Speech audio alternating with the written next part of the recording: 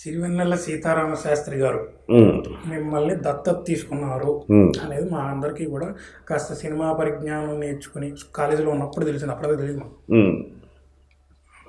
తీసుకోవడం తప్పంటావా? తప్పని నేను ఎప్పుడు ఒక గురు శిష్యుల సంబంధం దత్తత తీసుకునే స్థాయికి వెళ్ళిందంటే యాక్చువల్లీ అప్పటి వరకు ఉన్న అసిస్టెంట్ డైరెక్టర్లు అసూయపడే లాంటి ఒక సిచ్యుయేషన్ అది. అరే నేను ఉంటే బాగున్నా ప్లేస్ లో ఇలాంటివి ఉంటాయి. ఎందుకంటే శాస్త్రి గారు అంటే అందరికీ ఒక ఆరాధన భావన, ఆయన ఒక పాట అయినా రాయించాలని ఆశ అందరికీ ఉంటుంది.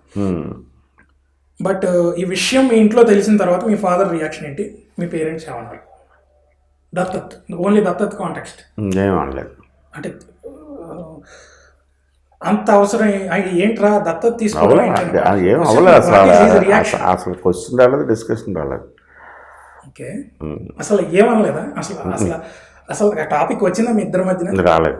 After becoming director and successful director ఇంటికి వెళ్ళినప్పుడు ఆయన యాక్చువల్లీ మీరు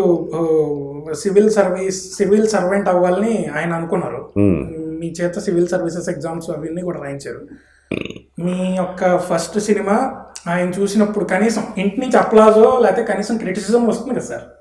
వాళ్ళందరూ హ్యాపీ ఫీల్ అయ్యారు నిజంగా. అంటే మీకు డైరెక్టర్ అవడం ఇష్టం లేదు కదా ఆయన? అవ్వలేదు, బట్ అయినా సరే వచ్చి సాధించాం కాబట్టి ఆయన హ్యాపీ ఫీల్ అయ్యారు. నైస్ అన్నాడు. ఇప్పుడు ఆయన ఇష్టం లేదంటే ఎందుకు ఇష్టం ఉండదు?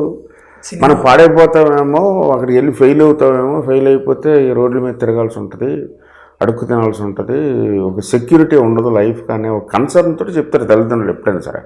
అంతేగాని ఆయనకి సినిమా ఇష్టం లేదు మన అందుకని నా కొడుకు అలా కాదు. అది ఒక కన్సెప్ట్, మంచి జీవితం, బాగా చదువుకున్నావు కదా, మంచి జాబ్ వెళ్ళొచ్చు కదా అనేది ఆ కన్సెప్ట్తో చెప్పారు కాబట్టి అది మనం పట్టించుకోలేదు కాబట్టి మనం ఇలాగ అయ్యాం. అదేంటి సార్ మీరు మంచి స్థానంలో ఉన్నారు మీరు? కాదు, అది వేరే ఆస్పెక్ట్. మంచి స్థానం ఉండటం అనేది అదృష్టం.